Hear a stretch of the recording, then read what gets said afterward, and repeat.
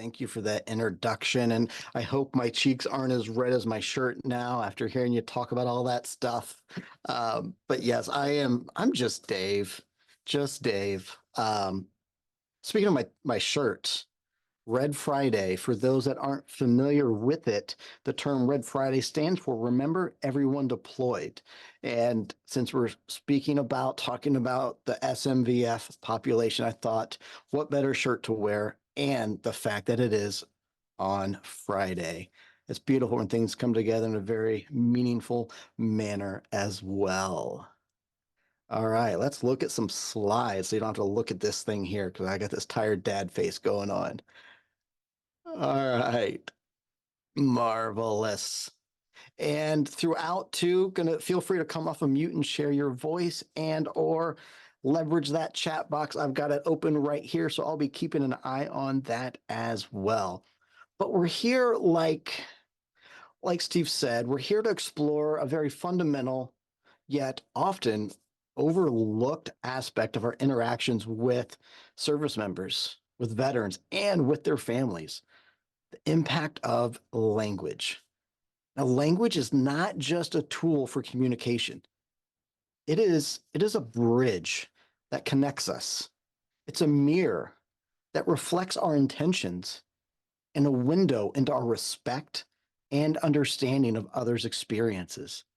And so in this session today, we're going to delve into the nuances of how language shapes our interactions with the SMVF community. And we're going to uncover the power of words and how they can support, how they can heal and respect, but also how those words, our language, could unintentionally harm or even misrepresent our SMVF members. The goal is to foster a deeper understanding and appreciation of the diverse experiences within the SMVF community and to learn how we can better communicate, better engage, and better support members of that community as well. And as we really go throughout our time together today, which is going to fly by, I want to encourage you all to actively reflect on your own experiences, maybe some of your own preconceptions, and embrace this learning journey and this learning community that we have here together. And I got to thank you all. It means a lot that you would just show up today, to just be here, to be a part of this conversation that is ever so important and near and dear to my heart. It means a lot to me. And so thank you for just being here, for showing up.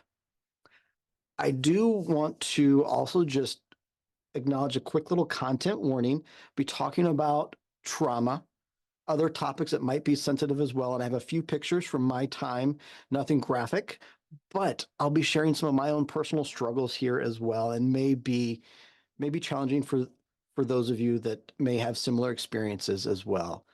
So feel free, please do what you need to do. Step away, take a break, whatever works best for you. But I did want to just let y'all know that up front. This session was challenging me, and I found myself having to pause and step away from working on the outline, working on the PowerPoint slides, because it is very real and it is very important and it is very impactful. And so you'll notice throughout some of my stories how you can see the emotion and the feeling as I'm reliving those moments as well. But first off, I'm from a family of service. My grandfather was in the Navy. My dad was in the Army. I enlisted when I was 17, going on 18 as a junior in high school. And I picked the National Guard because I saw it was the best of both worlds. I got to be a civilian and I got to be in the Army. Plus, I got free college. I even picked the Army infantry because I liked hunting. I liked the outdoors, and my dad was an Army Ranger in Vietnam, and he's my hero. Still is. Still is my hero. Now, fast forward to my first semester of junior year in college. I was deployed to Iraq. 1 week in, I was blown up by an improvised explosive device. We received small arms fire almost daily. I was on our sniper recon team and I led over 180 combat patrols as well. And that was just within 1 year. But I came back, jumped right back into college. All my classmates had graduated. I was struggling with an undiagnosed traumatic brain injury, post traumatic stress disorder, and I struggled with alcohol for years. For years. And there are things that I experienced both during my service, during my deployment, when I was back on campus, and also off campus that impacted my well-being. And so today I want to explore one of those areas with you so we can all learn and grow together because I am still very much on my learning, my growth, my healing journey as well. So we're going to be learning and growing together today in this conversation. And throughout today, I've embedded a top 10 list of things not to say to a veteran for a little bit of fun, a little bit of cheeky fun, but very important part of language and our communication with veterans as well. And a lot of them, I actually have a personal story that can go with those as well. And that actually brings us to number 10, the very first one, things not to say to a veteran. And this is one that I've experienced. Dave, you don't look like a veteran. I didn't even know you were a veteran. What are you talking about? But yeah, veterans come from all walks of life, all appearances, all different backgrounds. And there's no way to say, oh, you look like a veteran, you don't look like a veteran. And in fact, part of my trauma early on, I tried to distance myself from the veteran, the military aspect of my identity because of stigma, because of shame, because of my struggles as well. So that is our first stop on that top 10 list. You don't look like a veteran. Okay. Before we really venture much deeper, I want to put you in breakout rooms just for a quick 5 minutes. And I'm going to put just 2 to 3 people per room. I want you to share and talk about and ultimately come up with one word, could be one word for each of you that really represents the service members, veteran, and their families community. What would that word be? All right, so we're going to do just a quick breakout. Let me set the countdown timer. You're going to get a 60-second countdown timer as well. Welcome back. I know some folks are coming back. You got a couple still in their rooms. A few folks may have bumped out of the meeting, but they're coming right back in.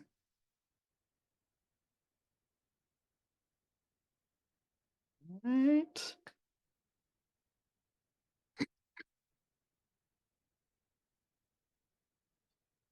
20-second countdown timer. If I had that TV show 24, that timer countdown, add a little dramatic flair to this breakout room countdown. uh, all right, here the rest of the folks come. Yeah. So I want to just invite some of you who's ever comfortable and willing. I'd like to hear some of those words that you came up with. And I know Steve and Nicole both had a couple words they came up with as well. I'd invite them to come first. What words you come up with? I'll share mine. My word was complex. Mm-hmm. Mine was brave. Brave, yeah. Ah, got some coming in the chat box. Underserved, loyal, service, and sacrifice. Yeah. Does anybody want to come off of mute and share your voice as well and tell us what words y'all kind of settled on?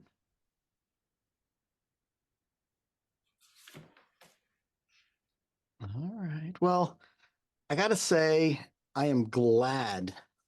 I'm glad nobody said troubled, broken, damaged, crazy, killers. So thank you for that because those are all things I've been referred to as. as a veteran. Those are all things I've heard, and it just, yeah, that's what we're here to talk about, the impact and power of words. And so thank you for looking at the strengths and the positives that we as veterans, military members, and families do have as well. Because yes, language can be so uplifting or it can be downright harmful. Folks try to give me the nickname of killer.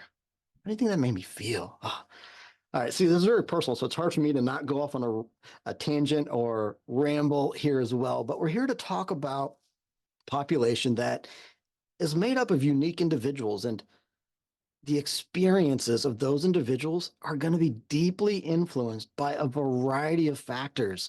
And I've got just a few of those factors listed here on the screen as well. And when it comes to race and ethnicity, those SMVF members could face discrimination, bias within the military, within accessing veteran services, and their cultural identity can also influence how they perceive and how they deal with mental health, trauma, and even reintegration into civilian life. And gender, it plays a critical role considering the increasing number of women in the military. Women face unique challenges such as gender discrimination or even sexual harassment, and the roles and expectations from male and female veterans can differ significantly in various cultures and society as well.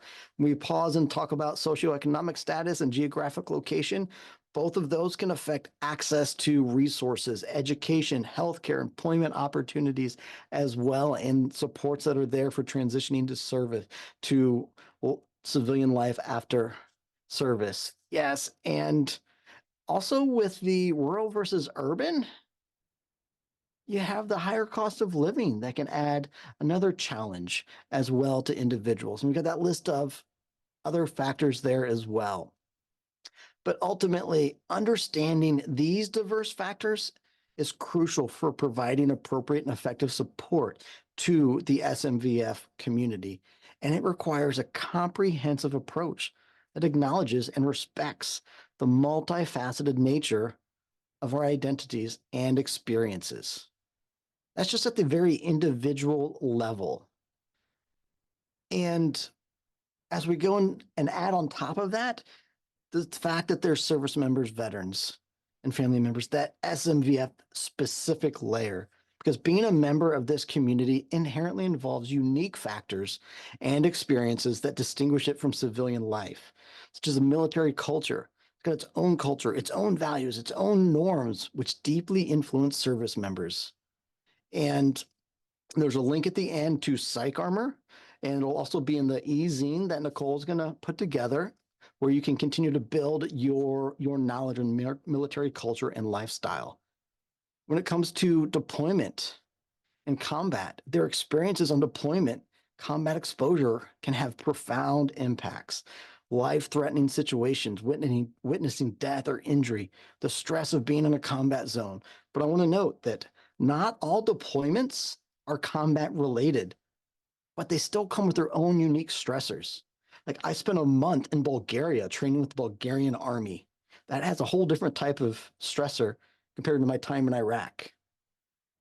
My brother-in-law, my sister, they were in South Korea. He's been deployed to the United Arab Emirates, Germany. All these different deployments come with different types of stressors that are unique to that location and those individuals as well.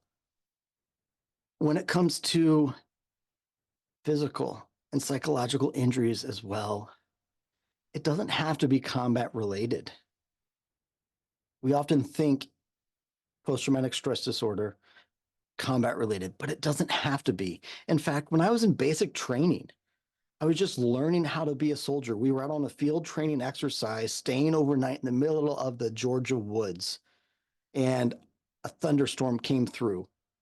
And the tent that my drill sergeants, the people that were there to take care of us, tell us what we were supposed to do, we're supposed to look to for advice, got struck by lightning. And then we as the trainees had to provide care, had to figure out what to do and how to take care of them as well. So it doesn't have to be combat related. When it comes to military training and skills, my half-hearted joke is that when I got out of the army, I was qualified to, well, be a mercenary or be a cop. And I went with the lower pay operation or lower pay option and was a police officer. But it was based off of the skill sets, the training that I received in the military. Frequent relocations. Oh my goodness. So my sister got married, moved from Illinois to San Diego because she married a fellow that's in the Navy. And then less than a year later, they moved from San Diego to Norfolk, Virginia. Then a year later, they moved from there to South Korea, then back to Virginia, then to Connecticut, then back to Virginia. This constant moving adds a whole nother type of stress. And you have family separation, the deployments gone all the time. And the biggest example that I can give from my own life on what kind of stress that deployments put on a family. During my year-long deployment to Iraq, my mom wore 2 wrist watches at all times. So she knew what time it was in Iraq because she was always worried, constantly worried about me. For an entire year, she carried that stress. And there's nothing I could have done to help relieve it or help relieve that burden. So there's stress on those families as well. So that brings us to number 9 on the list. How can you leave your family for so long? If you were to say this to a veteran, this is going to come off as judgmental about their service commitment, about where their priorities are, what they care most about. How can you leave your family for so long? That's number 9 on our list.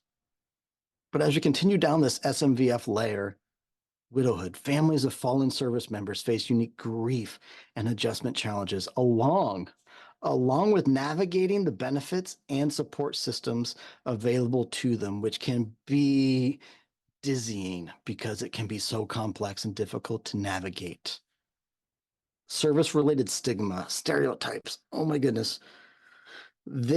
I felt this all the time. And the way it presented itself was through a language, especially through language.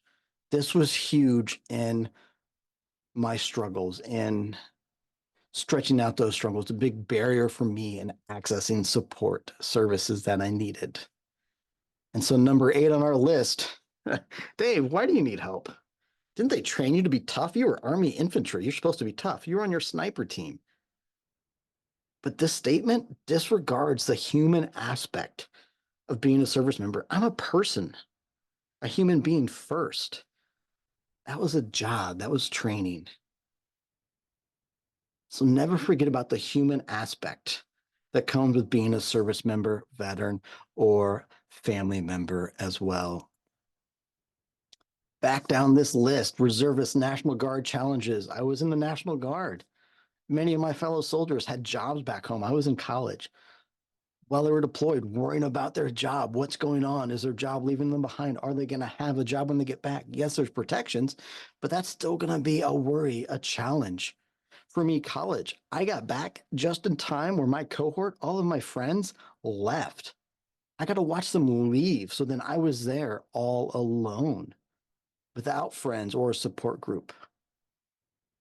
And then please don't ever forget about the children in military families facing their own unique challenges, like adapting to new schools, new communities, coping with the parents' deployment or extended absence as well. And so these factors add to the complexity and the multifaceted nature of being a part of the SMVF community.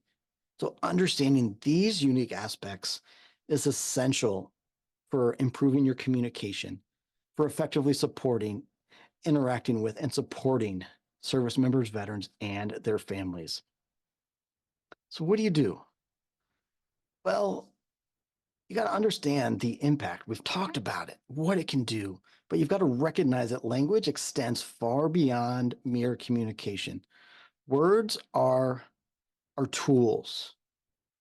They have the capacity to shape perceptions, to stir emotions, and to forge or fracture relationships. And when we use positive, respectful language, we build bridges. This kind of language comes with affirmations, appreciations, and creates connections, but also fosters trust. And it's going to encourage open communication as well. One example, your dedication is greatly appreciated. This will reinforce a sense of value and respect. But if you use the opposite, negative, insensitive, inappropriate language, that's going to put up a barrier. It's going to lead to misunderstandings, feelings of disrespect, hamper the ability to build a bridge, to build that connection. Like, why are you struggling to adjust to civilian life, right? That creates a sense of disconnection, discomfort. But words are ever so powerful, and they influence not just how we are perceived, but also how willing others are to engage and share their experiences with us. So being mindful and intentional in our choice of words is not just a matter of good communication. It is the cornerstone, the foundation, the bedrock of building and maintaining respectful and supportive relationships. And it's crucial to understand that the meaning and impact of our words can significantly shift depending upon the context in which they're used.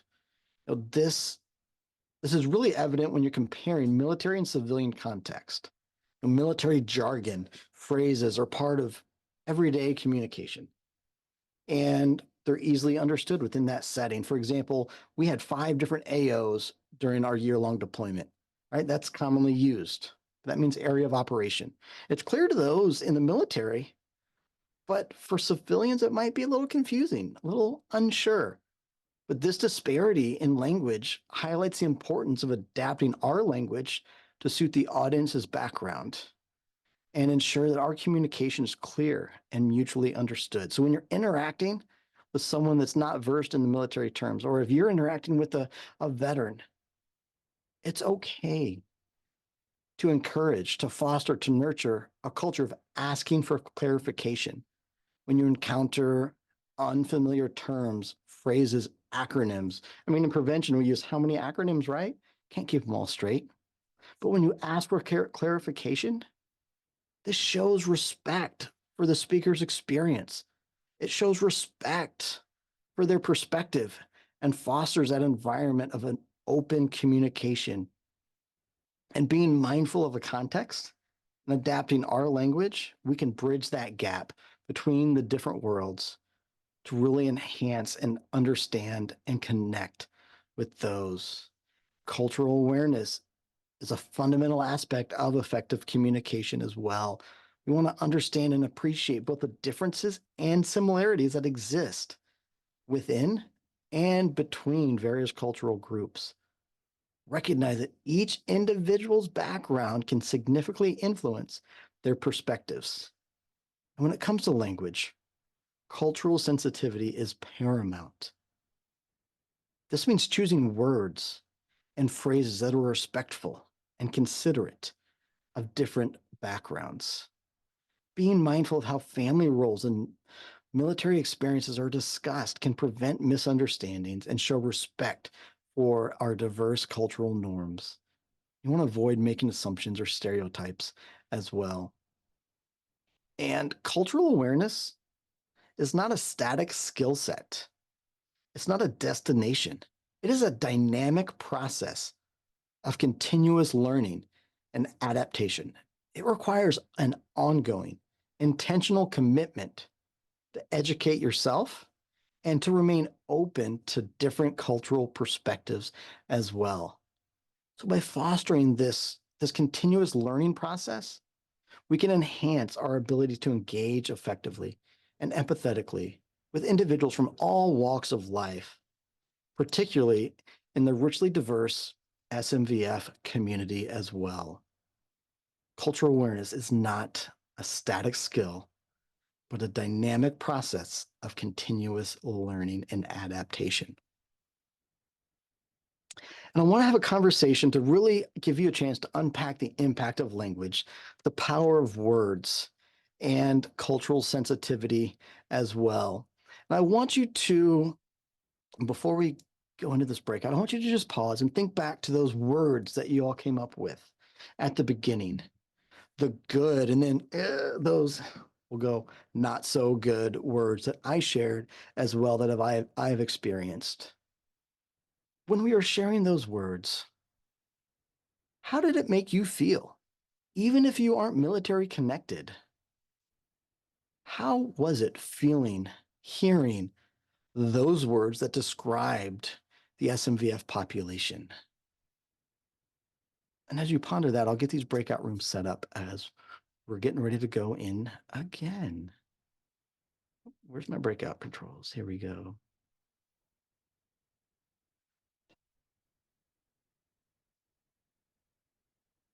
All right.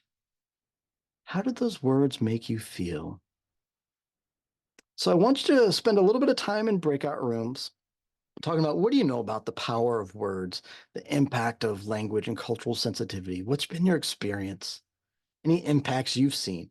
Like mine, one impact that I've seen was it was a barrier for me reaching out for help. Led to me distancing myself from that piece of my identity for years.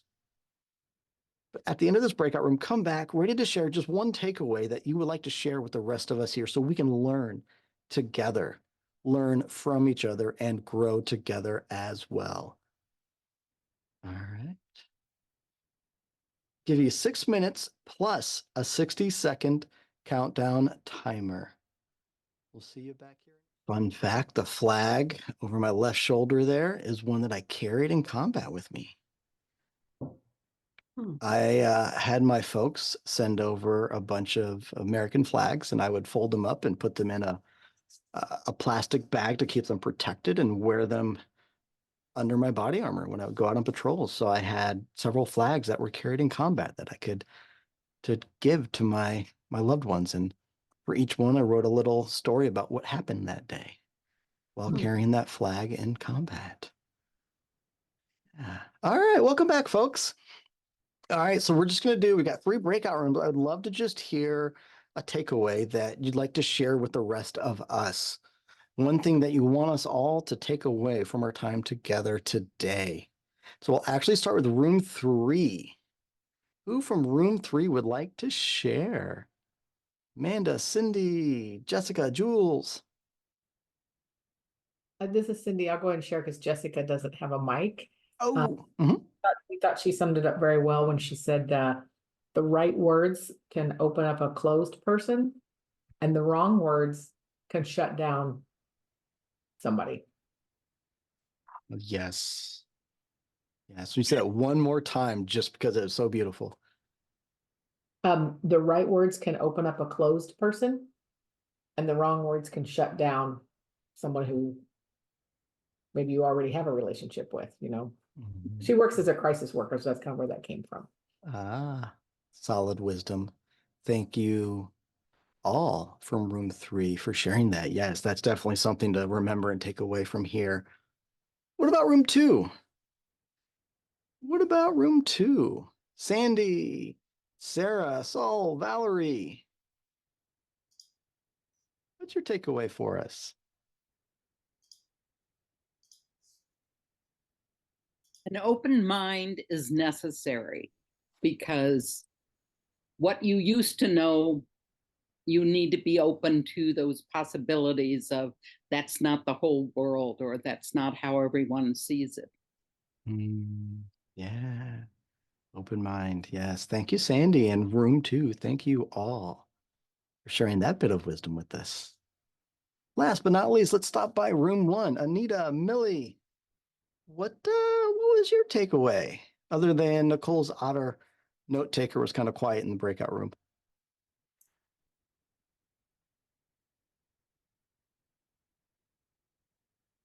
Feel free to use the chat box too if you're having mic challenges.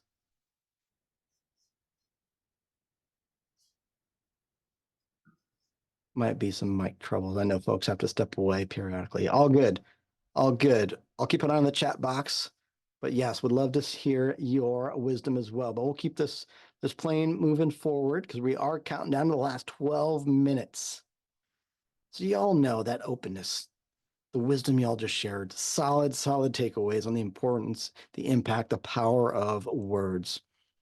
And I mentioned earlier about stereotypes and generalizations, and we started our time off together really understanding that within the SMVF population, everyone is an individual with their own unique experiences, both service related and not service related, and understanding the individuality and respecting our diverse experiences are what I would classify as the most, I repeat, the most important things to be mindful of when it comes to serving the SMVF population. And a quick little story break to emphasize, to really point out the uniqueness of each service member's experience. Funny story. So on the right, this picture, these are what we stayed in my deployment to Iraq, little huts where we slept. And we, as Army National Guard soldiers, would climb up on the roofs of these little huts, turn on some tunes, and we would literally work on our tan. Meanwhile, other troops, Marines maybe, exercise shorts, but their body armor, their helmet, while stepping outside to go get some chow. Kind of comical, yeah, picturing us laying, a bunch of army guys laying out, working on our tans in the middle of Iraq. But I want you to think about the mindset, about the wide differences in our own mindsets and how that can influence our individual experiences. The way we felt, we were comfortable being exposed, sitting out there, as well as the other Marines, the other soldiers might not have been as relaxed, as on edge, more on edge there on base. So just a little indicator of how different our experiences could be when we're there in the exact same location. And fun fact too, that nice little burn pit in the background there at Bayup International Airport. That's a whole nother story, a whole nother session we could talk about there. But that was where we lived, and that was how our experiences were different. We're same location, but different experience. So that brings us to number 7. Did you ever see real action? I mean, Dave, you're in the National Guard. Do you see any real action? This comes across as belittling. Like, yeah, I mean, I was in the Guard, but I served right alongside everybody. And actually, we actually took over the sector, the AO, the area of operation, from the prestigious 101st Airborne. We stepped in and did their job. I earned 5 combat patches. We trained Iraqi soldiers. And for those that have seen the movie American Sniper, that enemy sniper that Chris Kyle was pursuing in that movie, we were too. We were right across the river dealing with the same struggles. So when folks say, "Did you ever see real action?" that is a major, major insult and downplays my service as well. And kind of irks me a little bit if you couldn't hear that in my voice or feel that in my voice. Pit stop on number 6. Okay, Dave, you must miss the excitement of combat, right? I mean, you're running and gunning. This stereotype's going to overlook the complexity of service, the complexity, the how dynamic and intricate my deployment was and how it impacted my life, my family. This is, yeah, the excitement of combat. That's not something people miss. Not at all. And it kind of ties back to that generalization, that calling, a killer crazy. Oh, yeah, you're broken. You must miss the excitement of combat. The stereotype is, yeah, no, enough said there. What about number 5 on this list? I totally understand what you went through. I get it. I get it. Unless you've served, this can come off as insincere. Granted, it's likely coming from a place of empathy, wanting to say, I get it. I understand. What you went through is tough. Like, it's coming from a place of empathy, most likely. But this is going to come across as insincere. Going to kind of break down trust a little bit too. Like, oh yeah, you say you get me, but you don't know. You weren't there. Just thinking about that as well. Might be coming from a place of empathy, wanting to connect, wanting that individual to feel heard. But be cautious about that. As we approach this last little segment of the conversation today, I want to reflect on the central theme that we've been exploring around the power of words. And this section is going to really underscore the profound impacts our words have when discussing sensitive topics around trauma.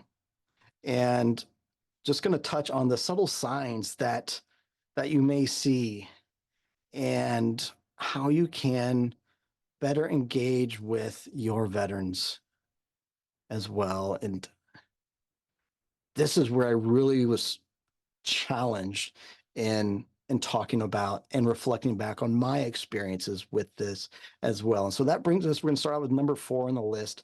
Was it worth it serving in a war?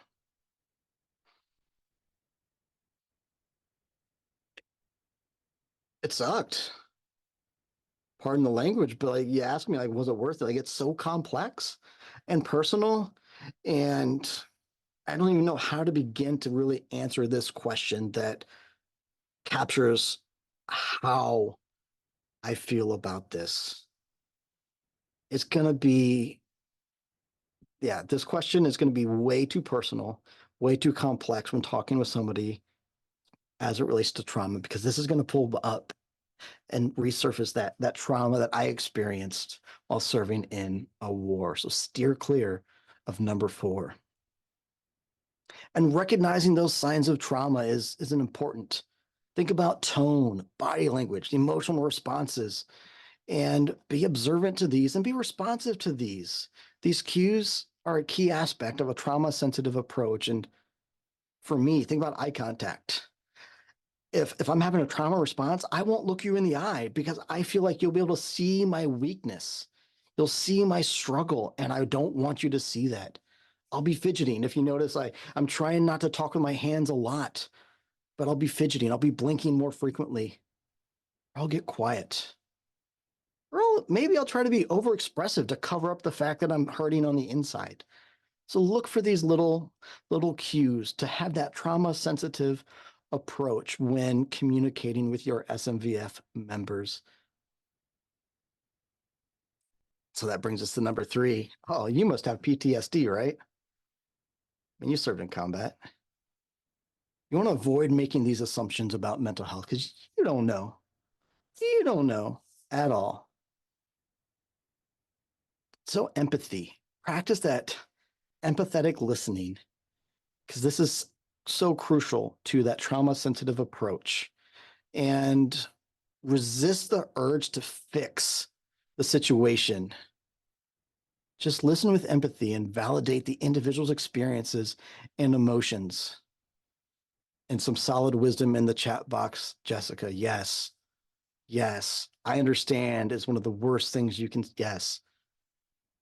I'm getting goosebumps right now because I feel that so much. Thank you for sharing that, Jessica. Yes. Oh, absolutely. Navigating conversations around trauma, empathy, listen to acknowledge their individual's experiences and emotions. That brings us to number 2 on the list. Dave, man, what's up? You joined, you chose, you volunteered. So why complain? This is so dismissive of the challenges that I faced, that veterans face as well. It downplays them, it dismisses them like there's nothing. It removes that human element of being a veteran. And then creating that safe environment, avoid judgment, that openness, practice patience, allow those individuals to guide the conversation as well. Ask for permission to ask questions, to talk about certain topics. Let them make the choice and let it be easy for them to say no. Don't pressure them. Don't make them feel like they're in a corner and they have to respond. Give them an out. It's okay. So this brings us to number 1 on the list with our last couple of minutes. You were just following orders, weren't you? This can downplay, this dismisses my service and the fact that I can make my own decisions. I can make choices. I wasn't just blindly following orders like a robot. I was making choices. And this dismisses, it's disrespectful. and doesn't include and acknowledge the fact that I'm a human being and I can think for myself. And I got to tell you, run out of time, but adopting a trauma sensitive approach in your communications is so crucial for fostering that supportive and healing environment. You want to be observant to the trauma response cues and embed this in all of your conversations with not just veterans, but with anybody, because we all have stressors. We all have challenges that we've been facing or are still currently facing. So being mindful as we talk to other people. And just as we're about out of time, that brings us to the bonus question, bonus statement, never to say to veterans. How many people did you kill? This is a big one. Like, this is so invasive, can be so traumatic, so triggering. Don't even go anywhere near this one. Why would you ask somebody this? What is the purpose? Trying to judge, trying to criticize, you're trying to stigmatize, stereotype. Like, don't even go here. So resources, real quick, Flurry. Steve's got the slides. Nicole's got the magazine with these resources as well. These are some of my favorite resources here. VA has a community provider toolkit. Any question you got military related, go to Military One Source. MakeTheConnection.net has stories from veterans, high quality interview stories from veterans and their family members sharing their experiences so you can better understand, hear more perspectives. Because I just shared my perspective today, but there are a whole lot of other perspectives out there as well. Psychomer's got free training where you can learn more about cultural competence as it relates to the SMVF population. And then this one, VAs, don't wait, reach out. It's got a comprehensive platform for veterans, resources, all tailored to the unique needs based on various aspects of their identity, such as gender, race, and more. So this is a great resource to share with the SMVF population in your community. And final shout out to my friends and partners at Hero Hut and Reboot Recovery as well. Two nonprofits that are doing wonders for the SMVF population. Happy to stay on and share more information about them as well. But it is 1:00 on the dot. Steve's got to punch out. And so I thank you all for showing up today and showing that you care about the SMVF population. I'll stick around for some chit chat if you have any other questions as well. I am always available via email and always happy to jump in Zoom and chat and connect and find better ways to where we can help each other.